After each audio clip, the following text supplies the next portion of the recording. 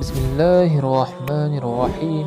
معزز سامعین، یہ حقیقت پر مبنی ایک سچا واقعہ ہے کہ ایک نوجوان بہت پریشان تھا۔ اس کی والدہ اس سے ناراض ہو گئی تھی۔ وجہ یہ تھی کہ نوجوان نے ایک نیا مذہب اسلام قبول کر لیا تھا۔ 3 دن ہو چکے تھے۔ ماں نے کہا تھا کہ جب تک بیٹا اس مذہب کو ترک نہ کرے گا، میں نہ کھاؤں گی، نہ پیوں گی، نہ بیٹے سے بات کروں گی۔ آخرکار نوجوان اپنی ماں کے پاس گیا اور بولا، ماں، آپ مجھے بے حد عزیز ہیں، لیکن آپ کے جسم پر 1000 جانیں ہوں اور ایک ایک کر کے ہر جان نکل جائے تب بھی میں اسلام کو نہیں چھوڑوں گا۔ بیٹے کی یہ بات سن کر اس کی ماں حیران رہ گئیں، لیکن جب بیٹے نے اسلام کی تعلیمات دل نشین انداز میں بیان کرنی شروع کی تو ماں کا دل پگھل گیا۔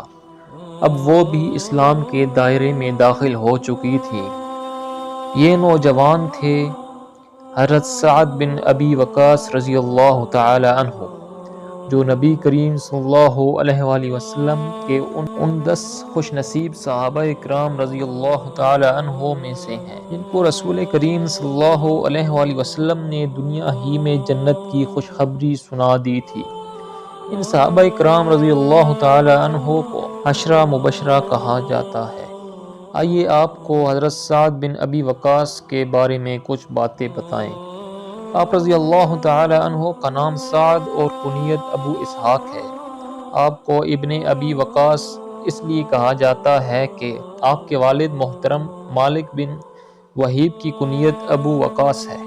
آپ رضی اللہ تعالی عنہ کا سلسلہ نسب 5ویں پشت پر حضور صلی اللہ علیہ وآلہ وسلم سے جا ملتا ہے۔ حضرت سعد بن ابی وقاص رضی اللہ تعالی عنہ ان 7 افراد میں شامل ہیں جو حضرت صلی اللہ علیہ وآلہ وسلم پر سب سے پہلے ایمان لائے۔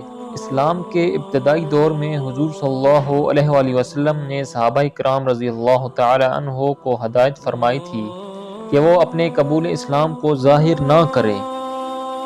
چنانچہ حضرت سعد رضی اللہ تعالی عنہ مکہ مکرمہ کی قریبی پہاڑیوں میں جا کر سنسان جگہوں پر نماز ادا کرتے۔ ایک دن چند مشرکین نے آپ کو نماز پڑھتے دیکھ لیا تو چھیڑ چھاڑ کی۔ حضرت سعد رضی اللہ تعالی عنہ نوجوان تھے۔ اسلام قبول کرنے کے وقت آپ کی عمر صرف 17 برس تھی۔ آپ کو جوش آ گیا۔ آپ نے قریب پڑی اونٹ کی ایک ہڈی سے ایک مشرک پر حملہ کر دیا اور اس کا سر پھٹ گیا۔ حضرت سعد رضی اللہ تعالی عنہ وہ پہلے مسلمان ہیں جن کے ہاتھ سے اسلام کی حمایت میں کسی کا خون بہا۔ جب رسول اکرم صلی اللہ علیہ وآلہ وسلم نے اور ان کے خاندان کو کفار نے 7 سے 10 ہجری تک شعب ابی طالب کی گھاٹی میں قید کیے رکھا تو حضرت سعد رضی اللہ تعالی عنہ بھی اپنے بھائی عمیر رضی اللہ تعالی عنہ اور دیگر صحابہ کرام رضی اللہ تعالی عنہ کے ساتھ ہجرت کر کے مدینہ منورہ پہنچے۔ مملکت کی حفاظت کے لیے حضور اکرم صلی اللہ علیہ وآلہ وسلم نے مختلف مہمات روانہ فرمائیں، جن سب میں حضور صلی اللہ علیہ وآلہ وسلم خود شریک نہ ہوئے وہ سریہ کہتے ہیں۔ ایک سریہ میں حضرت سعد بن ابی وقاص نے کفار کی سمت تیر چلایا۔ یہ کفار کے مقابلے میں چلایا جانے والا پہلا تیر تھا۔ رمضان المبارک 2 ہجری میں غزوہ بدر کا معرکہ ہوا جس میں اللہ تعالی نے صرف 313 مجاہدین کو 1000 کفار کے لشکر پر فتح بخشی۔ حضرت سعد بن ابی وقاص اس جنگ میں بے جگری سے لڑے۔ آپ نے کفار کے ایک سردار کو قتل کیا۔ بعد میں اس سردار کی تلوار حضرت سعد رضی اللہ تعالی عنہ ہی کو دی گئی۔ صرف 1 سال بعد یعنی 3 ہجری میں احد کا معرکہ پیش آیا۔ اس غزوہ میں کچھ مسلمانوں کی کوتاہی سے لڑائی کا پانسا پلٹ گیا اور اسلامی لشکر منتشر ہونے لگا۔ اس نازک موقع پر حضرت سعد بن ابی وقاص رضی اللہ تعالی عنہ چند صحابہ کرام کے ساتھ حضور صلی اللہ علیہ وآلہ وسلم کی حفاظت کے لیے ڈٹ گئے۔ آپ رضی اللہ تعالی عنہ بڑی جرأت کے ساتھ کفار پر تیر برسا رہے تھے، جس دیکھ کر سرور کائنات محمد صلی اللہ علیہ وآلہ وسلم کی زبان مبارک سے یہ الفاظ ادا ہوئے، اے سعد تیر چلا، میرے ماں باپ تجھ پہ فدا ہوں۔ بدر و احد کے بعد غزوہ خندق میں بھی حضرت سعد بن ابی وقاص رضی اللہ تعالی عنہ جواں مردی سے لڑے۔ آپ خود ایک واقعہ بیان فرماتے ہیں، اس جنگ میں ایک کافر اپنے گھوڑے کو ایڑ لگا کر خندق پار کر گیا۔ اس نے زرہ پہنی ہوئی تھی، سر پر خول تھا جس میں صرف آنکھیں نظر آ رہی تھیں۔ میں نے اس پر تیر کا نشانہ لیا، وہ ٹھہر گیا، اپنی ڈال کو ناک کے بھی اوپر کبھی نیچے کرتا۔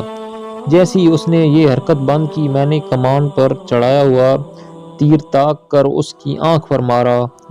وہ گھوڑے سے گر کر تڑپنے لگا۔ یہ دیکھ کر حضور صلی اللہ علیہ وآلہ وسلم بے ساختہ مسکرا اٹھے۔ حضرت سعد بن ابی وقاص رضی اللہ تعالی عنہ اس کے بعد خیبر، فتح مکہ، حنین، طائف، تبوک، تمام غزوات میں بڑی بہادری کے ساتھ لڑے۔ حضور اکرم صلی اللہ علیہ وآلہ وسلم کے وصال کے بعد حضرت ابوبکر صدیق رضی اللہ تعالی عنہ خلیفہ بنے۔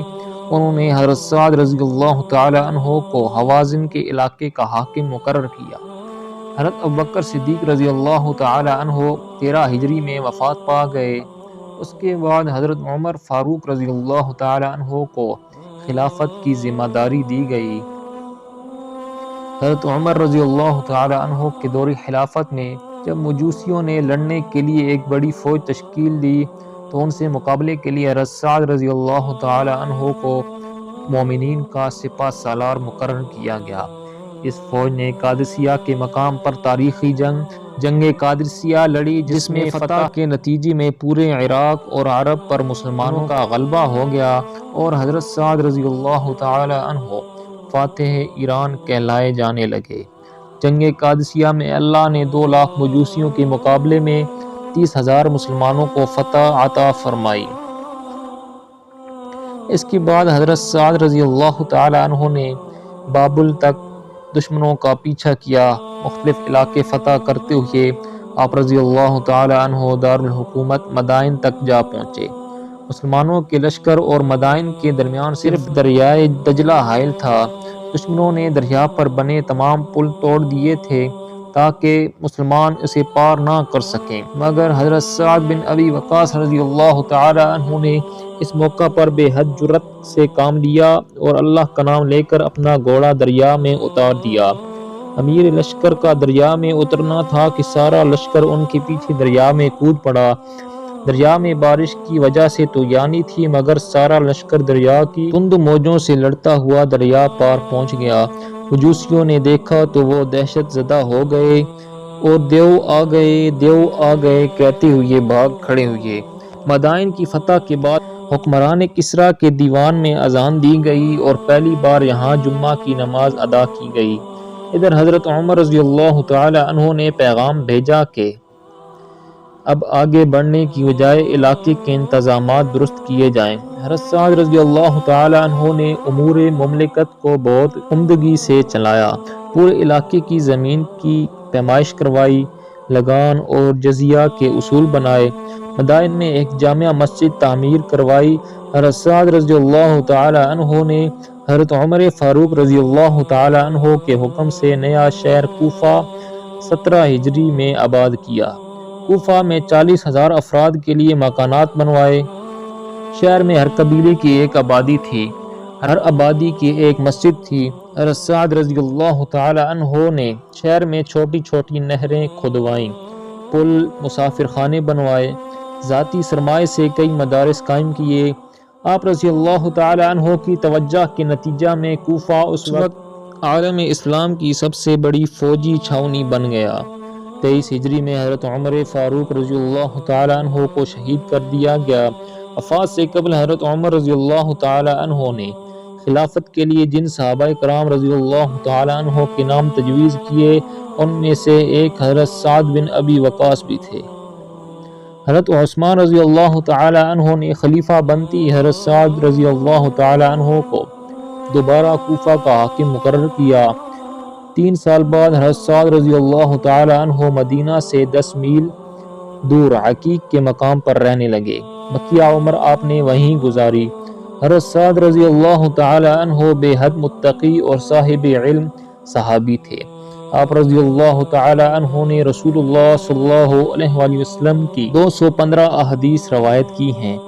آپ رضی اللہ تعالی عنہ کثرت سے روزے رکھتے تھے، نماز کے لیے کھڑے ہوتے تو اللہ کے خوف سے جسم لرزنے لگتا۔ آخری عمر میں بہت ضعیف ہو گئے تھے۔ 55 ہجری میں حضرت سعد رضی اللہ تعالی عنہ اپنے رب سے جا ملے۔ آپ رضی اللہ تعالی عنہ کو مدینہ منورہ کے قبرستان جنت البقیع میں سپرد خاک کیا گیا۔ معزز سامعین، اگر آپ کو آج کی معلوماتی ویڈیو پسند آئی ہو تو اس کو ضرور لائک کریں اور کومنٹ میں اپنی رائے کا اظہار کریں اور چینل کو ضرور سبسکرائب کریں۔ شکریہ۔